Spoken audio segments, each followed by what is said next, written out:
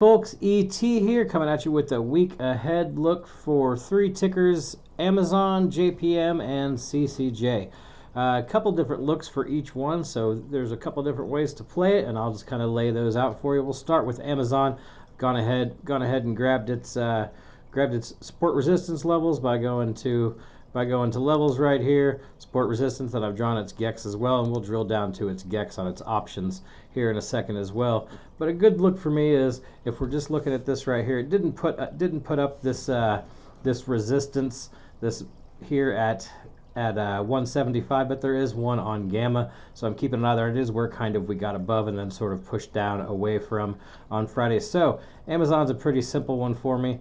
If we manage to break 175, we definitely have room up to 185. We break those levels. If we keep pushing away, this is this week's expiry, by the way, 3-1. If we keep pushing away from 175, we have some room for 170. So two ways to play it.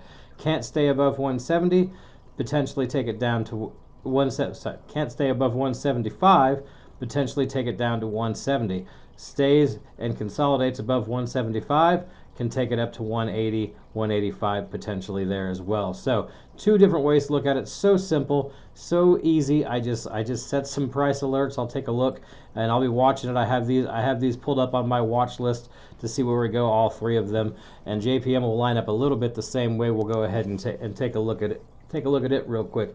It's got some resistance at 185, I believe. It got above that, I think, slightly, and then came back down. Biggest gamma pulls are 182 and 180, so this is a two-way as well. If JPM cannot stay above this 185, then we can take it back down to 180. This is this week's pull right here. If it happens to lose these things, then it sees 172.5 potentially with that gamma pull there as well. If it can stay, if it does stay above 180, then we know it can go back up to 185 and potentially higher. All right, so that's two ways for JPM as well. It's so simple. I try not to make any of this too difficult. I literally just watch it, and everybody does a little differently. Candle close, see how long it goes. But if we stay above a certain price point for that on the hourly, then I start to assume, and the rest of the market is sort of following suit, right? So if we stay above 180 on the hourly and the rest of the market is doing all right, or this sector itself is doing okay, then I know that I can probably chance it at some longs there.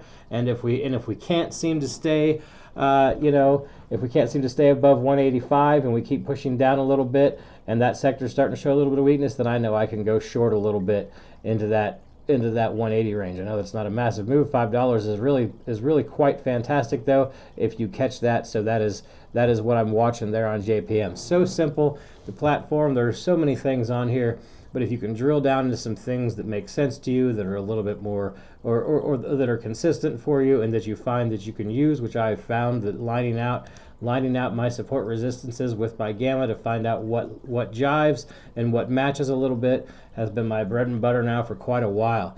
All right, last one is CCJ. Very interesting, very interesting. I haven't added the gamma levels yet. Let's take a look here.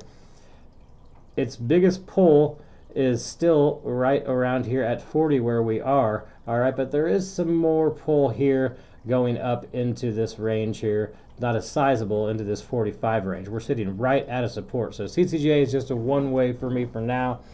If it can hold 40, I'm looking for it to see 41, 42, 43, right? 43 is where it could push off right there, and it's not near a support or resistance level, but it's getting close. Right around here, there's gamma and some gamma and some support resistances, so I'd really like to see a run up to that.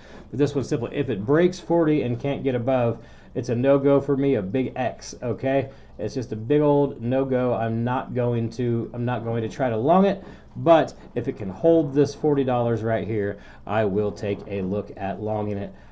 Probably close to the money is how I would buy this one. The cons are pretty cheap, and probably a little bit further out, to be honest, as CCJ, when it decides to move up, it decides to move up quickly. But I don't play it too often, so one of those ones that I'm a little bit more leery of. But if it can hold here, I will definitely scale some longs and see how it plays out with my regular 20% stop loss in case something goes against me. So those are the three I am watching for the week. We'll go ahead and take a look at CCJ's gamma right here, a little interesting. It shows this 40 for this week, and then that 45 pull for this week as well, which matches up with what we saw on the other side. It's just not as large. It's not as large of a pull as some of the other levels that are down there on different expiries. All right, so 40 is once again matches up perfectly with that. If it goes up, we go up. Those are the three I'm watching for the week.